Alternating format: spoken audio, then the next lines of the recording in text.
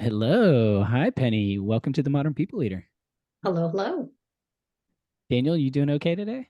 I'm doing all right, man. I won't steal my thunder from my good news story, but I was deep in planning some stuff for next week. That's all I'll say. Very Ooh. cool. Yeah. Very cool and mysterious. Well, we were thrilled about our conversation today, Penny. We have several rituals with at the Modern People Leader. The first ritual we have is to kick off every conversation with what we call good news stories. And so it can be a personal or work-related story from the past couple weeks, just something to kick us off with a little bit of gratitude and positivity. So do you want to get us started with some good news? Sure, I'll take it away. Great. Freshly back from a week of vacation with my family, which was Ooh. a very fun vacation. Nice to hang out with the kids and everyone. I'll also say, and maybe this is like really cheesy HR, that it's like coming back on Monday, I was like, ah, I've missed you, Ecobee. I love it. So yeah, I'd say like all positive things in my world these days. Where'd you That go? is, We went to the sunny south of Dominican. Ooh, still haven't ooh, been the there. DR. The DR Yeah, is very nice. yeah. And it is a vacation is fun, but it's nice to be back in the standard routine of things, especially if you have kids. That's at least been my experience. And so well, I'll go next. Speaking of kids, I didn't have my daughters this year for spring break. I co-parent two daughters, and we alternate years. And so in the U.S., we just had spring break in Texas, so I haven't seen my daughters in almost 2 weeks. And immediately after we stop this recording, I'm heading over to pick them up, and I've missed them a lot. So that's my good news. That's great Daniel? news. I'm sure they're going to be pumped to see you, Stephen. So, my good news is next week we're going to transform the conference in Vegas, and we've been pretty swamped with recordings and just like the usual day-to-day stuff. But today I set aside 2 hours just to start planning for next week. And after taking a look at all of our past guests and future guests that are going to be there, as well as just like dream guests that are going to be there, I'm getting really excited for next week. This will be the first conference that the Modern People Leader attends, and this will be the first event that I've gone to in a really long time. So I'm looking forward to all the in-person connections that we're able to make, and it's gonna be a lot of fun. So that's my good news. That is also good news. And I'm also excited about next week. Got all of the gear ordered for at conference recordings that we're going to make for the Modern People Leader. So I guess that would be my related good news to that. And so, Penny, I believe you've spent your entire career in HR. Is that right? Are you a lifer like me? Like, have you intentionally been in HR your entire career? I wouldn't say intentionally, but yes, I'm a Okay. lifer. That I was Well, like, oh, I don't know what I'm going to do. And then, well, I think maybe I found it out. well, you have a pretty impressive journey just based on what I've seen in my LinkedIn stalking. And so share with us the journey that led to you becoming the vice president of human resources at Ecobee. For sure. I'll say like one thing to kick us off, like what doesn't make it on LinkedIn is I grew up on a dairy farm. So like completely, totally different life. I'm the only one that's ever left the farm. My family still all runs the farm.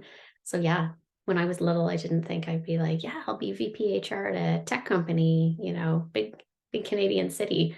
Those weren't really on the agenda. But yeah, Ecobee, it's amazing. It's been excellent. So I'm rounding almost 7 years, like next month at Ecobee. When I started, Ecobee was small. It was like 75 people. Folks didn't really know what Ecobee was. We just started selling our products into the retail space.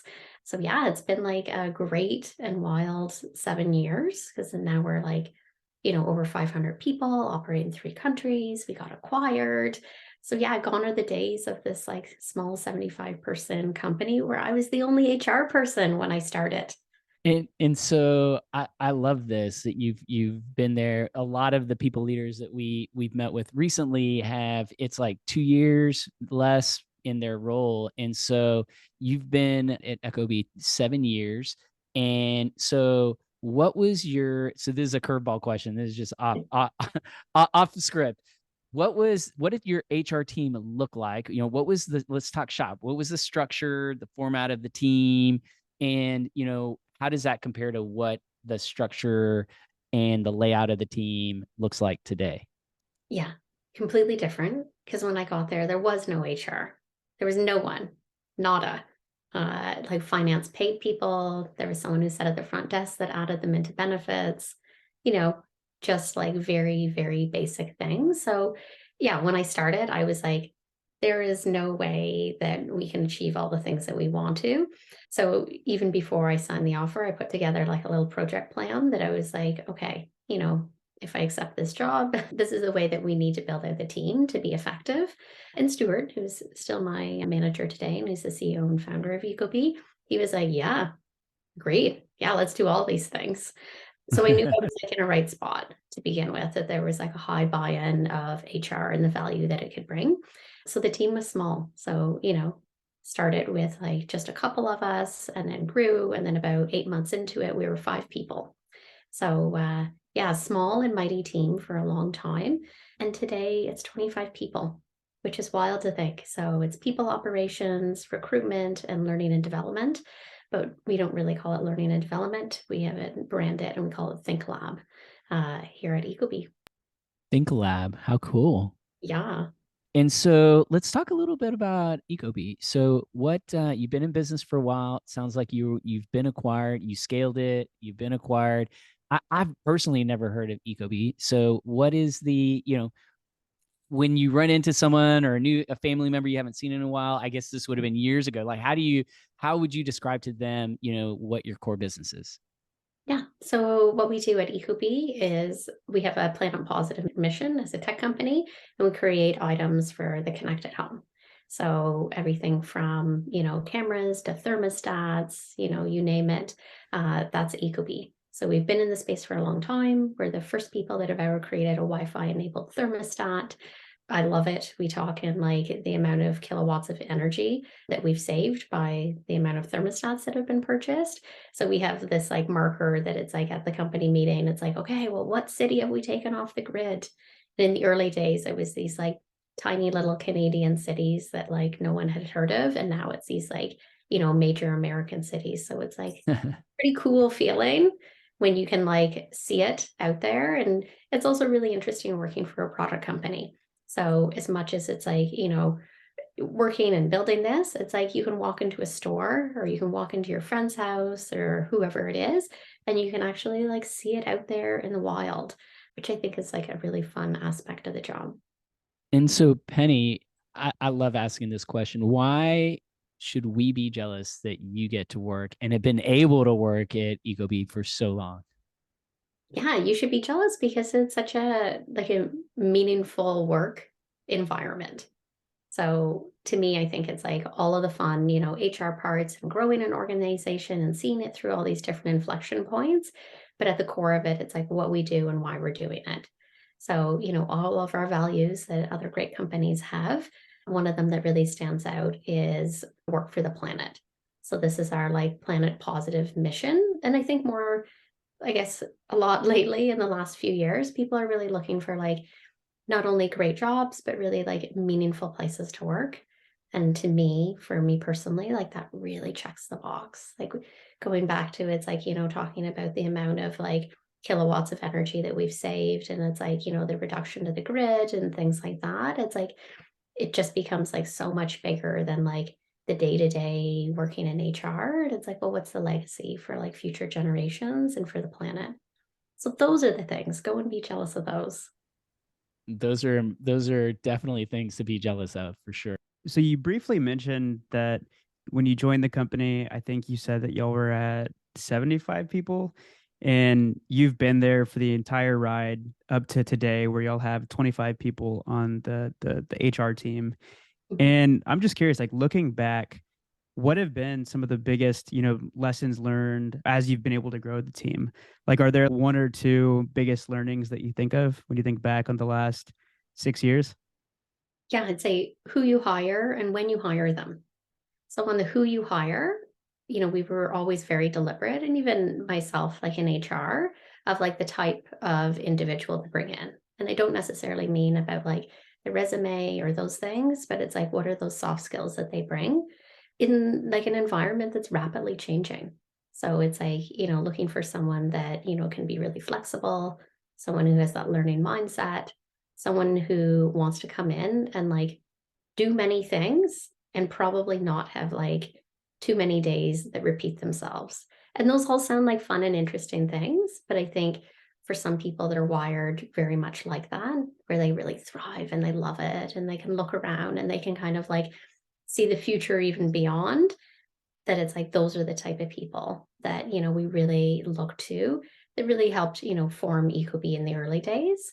And I'd say like another part as well, it's like it kind of closely loops into that. It's like and investing in our people. So it's not just like what great people can bring to Ecobee, but what Ecobee can bring to all these great people. So it's like, investing in them through learning opportunities and growth and, hiring for potential and, stretching people and, kind of like reverting and like trying something different. I'd say like those things, it's like I saw that time and time again at Ecobee. And I think it goes back to, this like idea of wanting to do something different. So when Ecobee started, Wi-Fi enabled thermostat, like what was that? Like that was not a thing. And I'd say like that concept and that kind of mindset has always stuck with Ecobee, that it's like we want to do something, differently, and we're not just following, the book that someone else made. We spoke with someone named Kat Steinmetz yesterday, and she introduced us to a word that neither of us had ever heard of called multi-potentialite. Did I get that right, Stephen? And That's anytime I right. hear That's right. anytime I hear somebody describing like all of these attributes that you just described that you're looking for in your team, so people that have a learning mindset, people that want to do many things and don't want to have too many days that repeat themselves, I just think back to that word multi-potentialite. Like the people that you're bringing into your company are capable of so many things, not just the one specific task that you want them to get really good at for their role. And I feel like that's a skill that a lot of people leaders are looking for these days. So multi-potentialite, that's the word I Okay. keep thinking of. Gotta write that down. I'll sound extra smart. Yeah, yeah. So you, it's not too often that we speak to somebody that has had the opportunity or has decided to stay at the same company for over 5+ years and been able to see a lot of, I guess, like the decisions that they've made play out. And I'm just curious, what has been the most challenging part of building out an HR function from scratch? Was this your first time at it? Have you done this before? Like what's been difficult about it? Yeah, I have done it before. I've kind of have a thing that I'm like HR number one at different tech companies that I've worked for. So yeah, maybe it's just like what I liked or, how I'm wired. I'd say like the challenge, and this is maybe obvious, it's like the volume and appetite for things that can be started, but then also creating balance and pace and understanding. And I think one of the biggest personal lessons that I've taken from Ecobee is it's like, it's great to obviously be ambitious and want to do a lot of things, but also knowing that there's like a time and a place, and you really need to like think things through deeply before just acting. And that I think has helped really keep things grounded because, it's easy to come in the beginning and be like, if I just had an empty week in my calendar, and that has never happened to anyone, I could do all these things and I would just have it all, buttoned up exactly how I want. But actually, in a few cases, when we didn't get around to things at like that faster pace that we wanted, the end result that we ended up doing is actually far different. And I like that because it kind of gives you a little bit of time to like, you know, understand it, collect more feedback, really think it through. So I'd say like that is like a really big personal lesson that I've taken, and I'd like apply it to my personal life as well. That it's like, yeah, it's good to like, have a lot of ambition and drive to do something, but fast isn't the predictor of good. or fast doesn't necessarily mean that you're doing it well. Can you give us like uh, uh a quick highlight reel, if you want to call it that, of like what the last 7 years have looked like and how your role has changed over the years? Oh my goodness, yeah. Um, So I imagine very it changes like every year or so, right? it does. It's like very hands-on in the beginning. Like when I started, I was like, recruiting people like for all jobs, at Ecobee to it's like setting up systems, bringing people into my team, and then having managers on my team that I was like, oh my goodness, like that what a phenomenon. And now like directors on the team that it's like, yeah, not nearly as hands-on as I once was 7 years ago. And it's been great. And it's also really great to see all of those wonderful people grow and develop. We have many people that, we hired in the HR team at the beginning that still work with us. And we even have some folks that it's like have left and then have come back, which I think is like a true testament, to come back. But yeah, there's really something, special, and there's like this close knit feeling. I feel like boomerangs, so employees that leave and come back, should be like a metric that's tracked. Like that should be a measure of like organizational health or cultural health. Like when people leave, do we see them coming back? But that's the best, when you have an employee who evolves to whatever it is that's, they feel is next in their career, only to then evolve back. That is like the best feeling. And so just a couple of quick questions. So about the acquisition. And so are you guys, is Ecobee, are you fully integrated into your parent company, or are you operating standalone? Yeah, we're a wholly owned subsidiary. So there's certain parts of us, the processes that we're doing that are integrated and it makes wonderful sense. And then there's some other things that, remain separate. And, that makes a lot of good business sense there too. And so with respect to the things that are, remaining separate, like, are there any goals or OKRs that, as you look forward to the remainder of the year, that you're particularly excited about, that the team's working on? Yeah, some of the things that we continue to look at, it's like internal transfers. So it's like for us at Ecobee, we've always been encouraging people to switch teams. And now because Generac has 10,000 people, that it's like there is a pile of opportunity and in different products and different business streams and different locations, like all around the world. So it's like continuing to dig into that. And it makes it fun. It makes it fun to be like, okay, it's not just like what is at Ecobee or what's on the roadmap or how teams are organized, that it's that comfort of like, you know, your employer stays the same, but your job completely changes. So it's like the best of both worlds. And and so with, each phase of the existence of Ecobee, it sounds like there have been a different set of challenges. It sometimes, it's been the same employer, the entire time, but it's felt uniquely different at different stages. And so as you are kind of, well, how long has it been since you were acquired? Just over a year.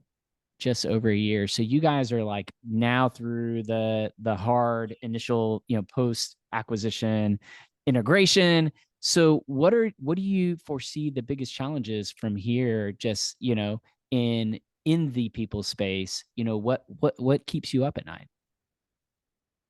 Uh, I love that question. And maybe it's a cheeky response, but it's like I sleep really well actually at night.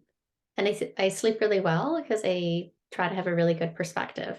It's like, there's a lot of things going and a lot of opportunities, but it's like you need to have a good headspace. And I'd say to Mhm. be like grounded as well to come into the day feeling like fresh and good. So yeah, there's things obviously that like, you know, occupy my mind, but I wouldn't say that I'm, having like sleepless nights. I guess things that occupy my mind are how we continue to integrate, what we decide to bring together, what we decide to, keep separate. I'd say like Generac has always been like fantastic partners to work with. We want to learn from them. They want to learn from us. So I've only like the best of things to say. And it's also really great to work with another big HR team. So it's like that's one thing in my career that I've always been like, hey, it would be great to like bounce ideas off of people and understand scale at like a different level. And it's like, I've got all those things. And how big is and tell me if I'm saying the name right. Generac, did I say that right? How big is the people team at Generac? Almost 200 people. Oh wow. That's Yeah. cool. Yeah. What I guess in the year since the acquisition, what's like one thing that you think you've learned from their team that you might not have been able to figure out as fast on your own? Oh, lots of things around scale. And it's like how the decisions that we make today, how they impact in the future. And now I've even kind of experienced this a bit at Ecobee that it's like, you feel the decisions 3 years ago, you're like, oh, that's easy. We only have like one person that lives there. We'll just like do it this like same way. And then when you realize that you have like 50 people that work in that one location, you're like, uh-oh, we can't always mirror things like that. And Generac has been really helpful on that. And really looking at it's like, okay, how do we build it so it's balanced and reasonable and, it has like a good foundation to start on. So one thing that I guess has been top of mind for me, just because I see my wife going through it. She's a part of a leadership program at her company that's specifically for women. And I think it's like a 12-week program, and they have different cohorts, and every few weeks there's a different focus. And I'm curious, at Ecobee, is this something that y'all are also thinking about? So, how to encourage mentorship, advancement, and leadership for the women internally? Yeah. Yeah, it definitely is. It's something like near and dear, particularly to me. Um, yeah, as like, the first woman on the executive team at Ecobee. Yeah, it's something that I always think about, as well as it's like not just how to change things at Ecobee, but it's like how to change things in the industry. So there's always a lot of focus on like, okay, how do we like hire a diverse set of employees at whatever company that someone works at? For me, I really kind of step back and it's like, okay, a more like holistic approach that it's like, how to encourage people to get into the field. So a few things that I've done well at Ecobee. A couple of years back in Canada, we have PA days here. So they're like personal development days that schools have. So there's like 6 of them or so a year. We used to invite students in. And what I did is it's like I just looked up local coding clubs in the Toronto area that were geared towards young women. And I would bring them in and we would do like a full day program on what it's actually like to, be a dev in a tech company in Toronto. And I'll say, like, it was very inspiring, to see all these young women and to have them ask all these questions of what it was like. And it was also like so great to see it's like our, senior, women leaders also, educating. So I'd say there's like like a shared experience that happens there. Also, we're a big tech company. We have lots of laptops. And I'm always like, you know what? Like you hear about, kids having, hard time having equipment and being able to learn online. So we give away all of our used laptops that used to be employees to employees' kids. Because, the sentiment is, we want people to feel, engaged and, that they have all the equipment that they need at home. So to me, it's like, it's almost like bigger than just and we'll talk about it, but it's like bigger than just like what can we do for the people that are at Ecobee, but it's like what can we do to like spark, another generation and like spark an interest and also kind of like open those pathways for people and take away any like barriers of entry that folks might have as well. So we do like laptop donations to like different community groups, particularly, focused around like youth or like marginalized groups. So those types of things. And then within the walls of Ecobee and for all the eco peeps out there, we do all kinds of different training. So we partner with some really great organizations. There's one right now called Tech Ladies. So it's like a series. So, a bi-weekly training similar to the one that you were mentioning.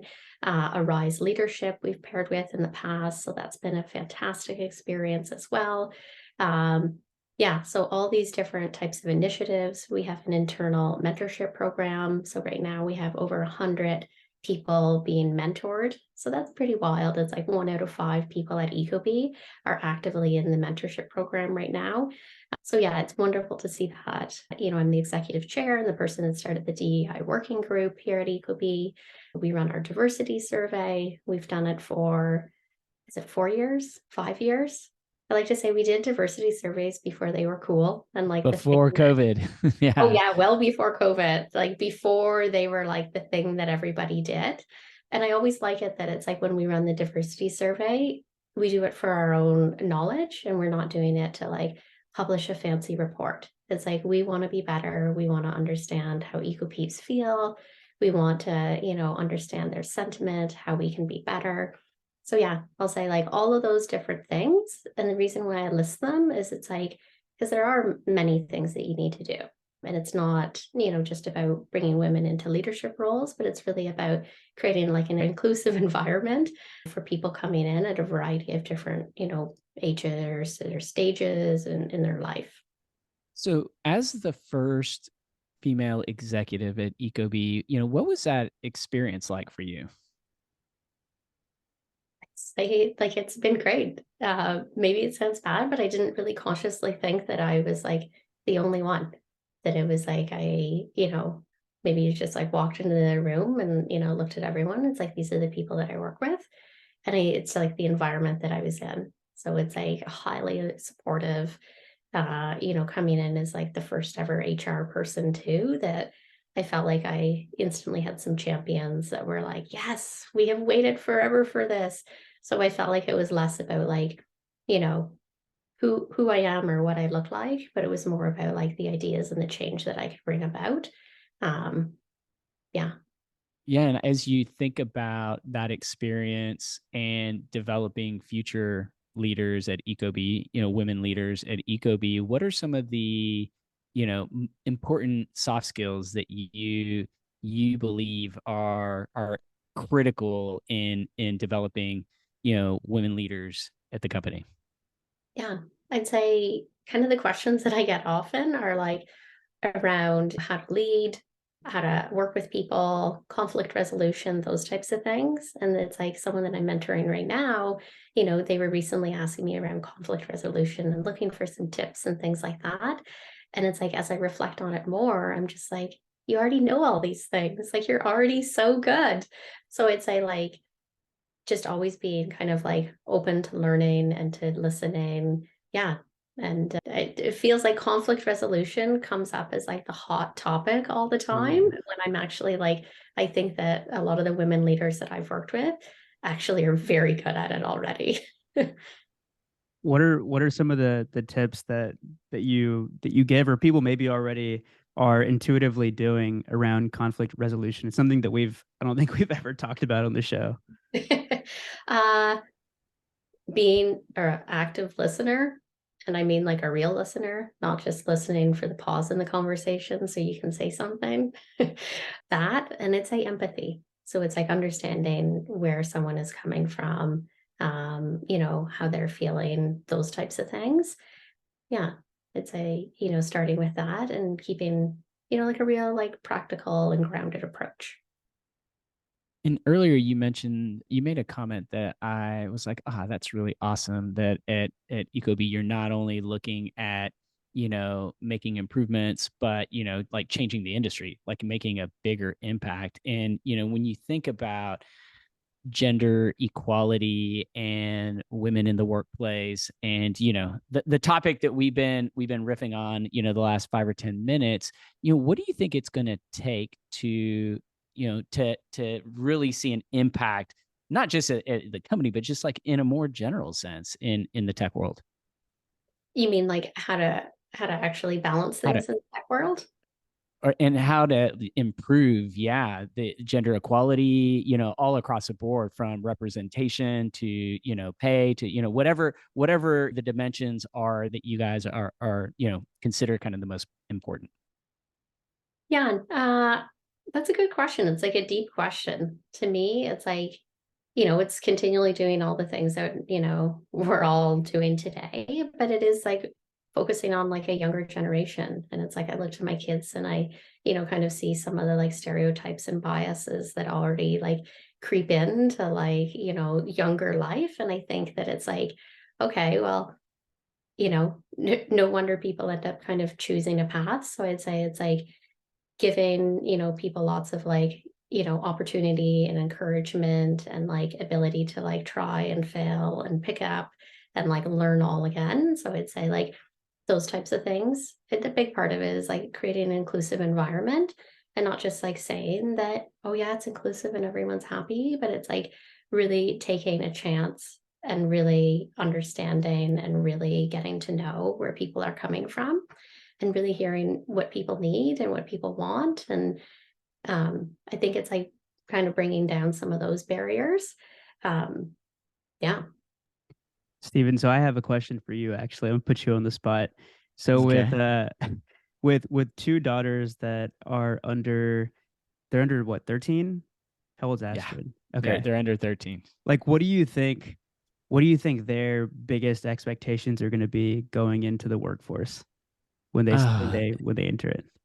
that's a great question. And partly why I was asking like about the future. It's something that I think about a lot as a father of daughters. And just as a human being in general. And I think that, an observation, parenting has changed, and how kids are raised today is very different to when I was a kid in the 80s and 90s. And there's so much accessibility to things. Like as a child, you really can have it feels like you can have anything you want at any point in time exactly the way you want it. And I think that that is a, whether you like it or not, I personally like that. But I can see, what, there is a tension that creates with like screen time, etc. But sometimes I fear that it may create a perception for them that will hold true in all aspects of their life.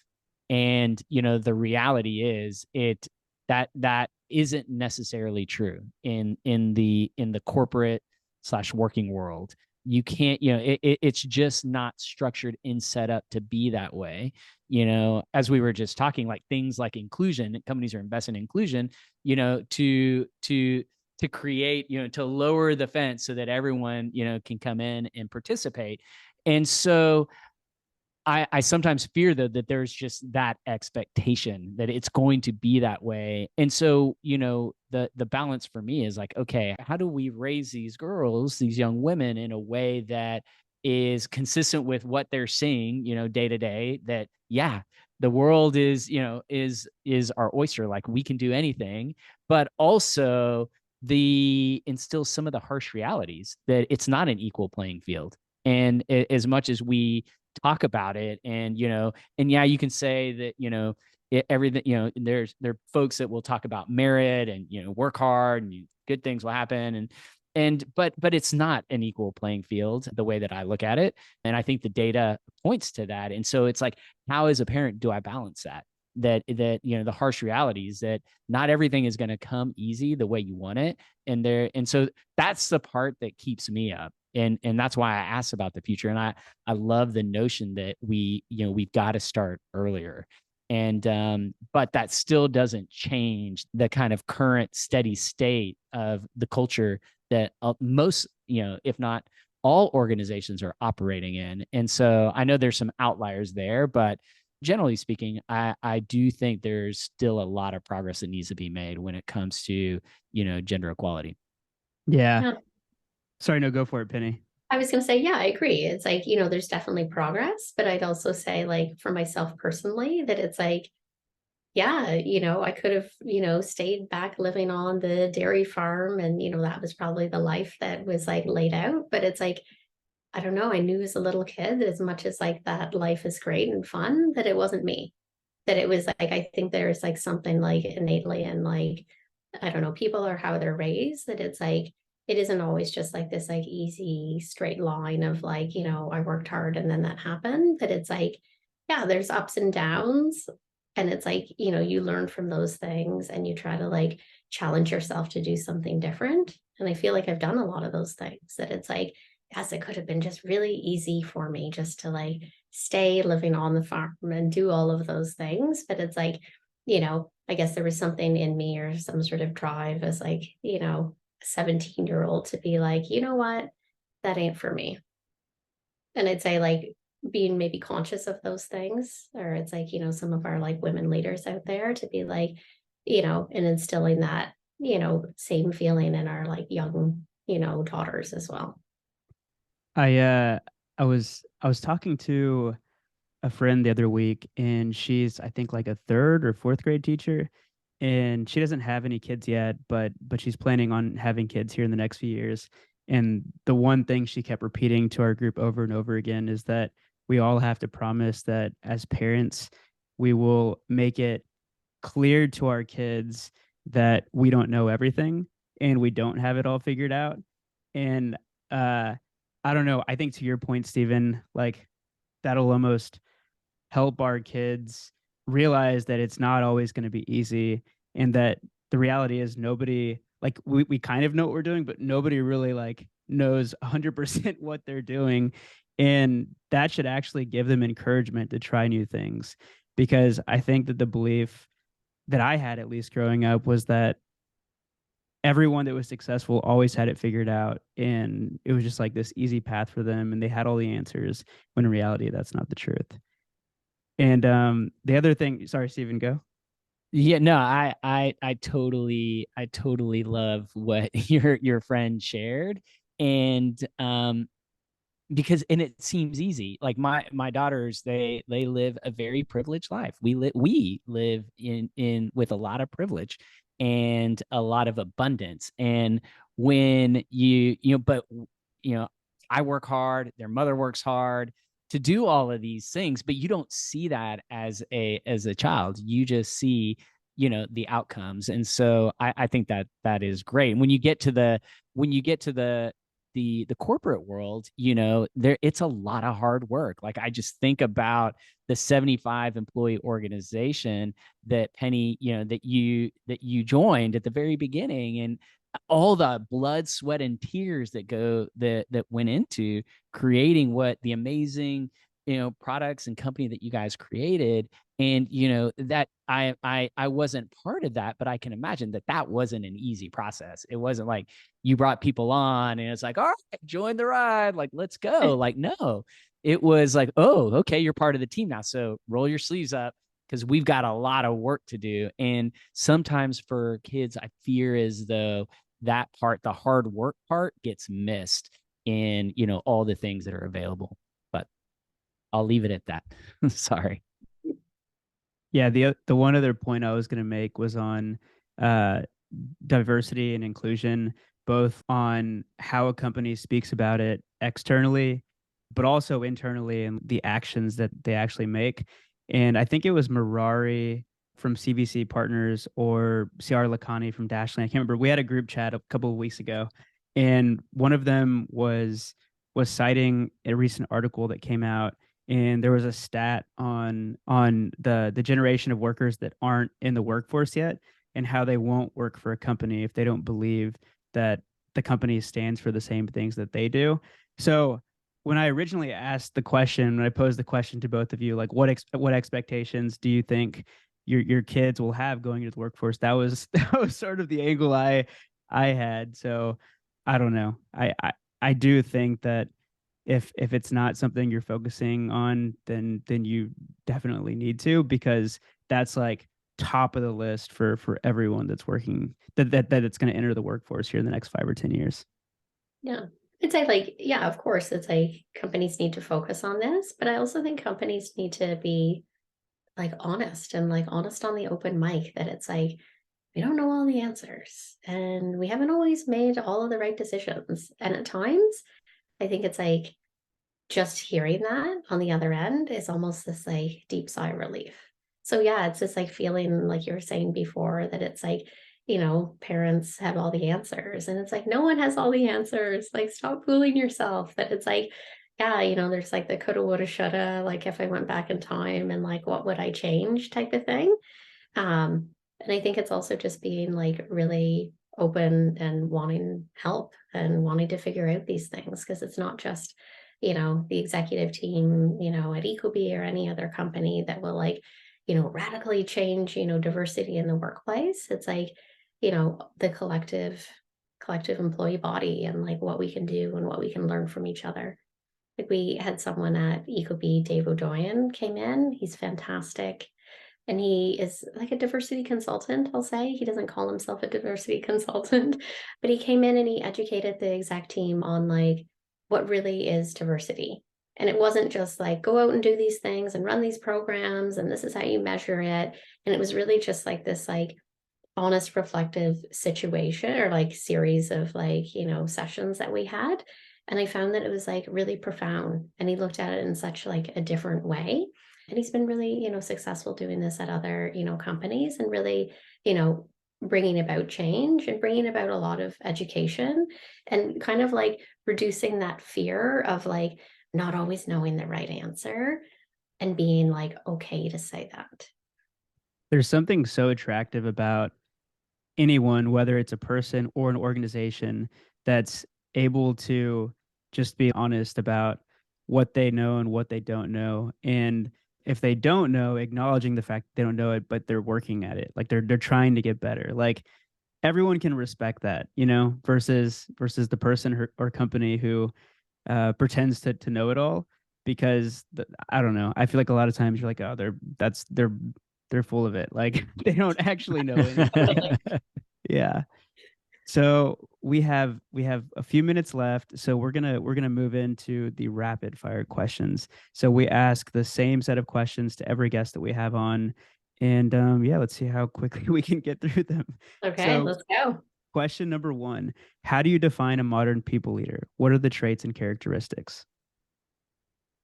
Someone who can lead with empathy, understand the person, people that you're working with, and really, want to form that connection. Love it. If you could go back in time and talk to a 22-year-old you, what career advice would you give yourself and why? Um, Two things, and they're so different. Um, Keep yourself open to like new ideas, new ventures. Don't worry about staying on like a straight path for too long. And then the number two is like go and travel more. I wish I had have done this when I was younger. And I don't mean just like, road trip it, but I mean like go live somewhere different. Get a completely different, life or world perspective and see what it's really like. And I think, if I could go back in time, I would tell 22-year-old Penny to go and do that. Um, and yeah, I'd be interested to see that's like where the path would have ended up. That's great advice. I need to take that advice on number two, on not just traveling but potentially going somewhere else. And like I've been in Texas my whole life in different cities, but I've never gotten too far away from Texas. All right, last question for you. Do you have any shout outs that you want to give to members of the Ecobee team? It could be specific members of the HR team, it could be people from the leadership team or just the broader Ecobee team. Who do you want to shout out? Oh, my shout out. I'll shout out Meryl Manning. She's our Think Lab manager, so L&D there. So always shaking things up in L&D, making us think differently, challenging how we lead, who we lead, all of those things. Who else do I want to shout out? I feel like I have this like super long list. Lindsay Tershern, who's our director of recruitment. She's been my like first person that I hired at Ecobee. So yeah, super formative in who we hire, how we hire. She's like that like trusted confidant that is like, Penny, that's a bad idea. Like, what are you doing? So I'd say like it's great to have someone like Lindsay in your life, to be there, kind of like every day, the good days, the not so good days. Um, yeah. So there's a long list. I could keep going, but this is rapid fire. I love it. But if there's one question to go over on, I'm a big believer it's a shout out question that, to go over on. Well, unfortunately we're at that point in the conversation where we have to bring it to a close. It's shocking. This one went real quick, went by really quickly for me. So we have two final questions for you. We've been able to have amazing guests on the show like yourself. Um, Largely through organic, recommendations. And we also have had amazing cutting edge thinkers on the show just from, from the next question I'm about to ask. And so when you think about, the people space, HR, and you think about, people that are just really pushing the boundaries and innovating in our industry, who are those people? Who do you think we have to have on this show? Dave, who I mentioned before, Dave O'Doyen. Um, yeah, he's been fantastic. He really knows his stuff when it comes to diversity, makes people think in a different way. He wouldn't identify himself as like, an HR individual. I'd say, he'd be this like leadership coach. But I think the way that he approaches, these situations that are like, hot topics these days, he'd be an excellent person to invite in. Love it. Love it. Well, thank you for nominating Dave. And that gets us to our last tradition on the Modern People Leader, which is what we call one word, one phrase close. We all just respond with a reflection from the last hour, amazing hour of conversing with like-minded folks. Who wants to kick us off? I can go. I'm gonna go with the phrase. I'm gonna say nobody has all the answers. Oh, Good. I'd say resiliency.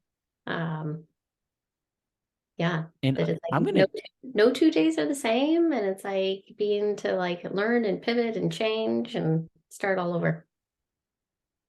I love that. I'm gonna go with lead with empathy. The answer to your first rapid fire question. I think that is just in today's world, it's just so important. Um, so that's what I got.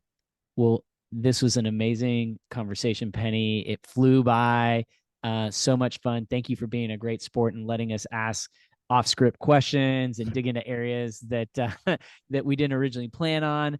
But it was an absolute blast. So we're honored that you joined us today. Thank you so much. Appreciate the invite. Talk to you later. Bye. Bye.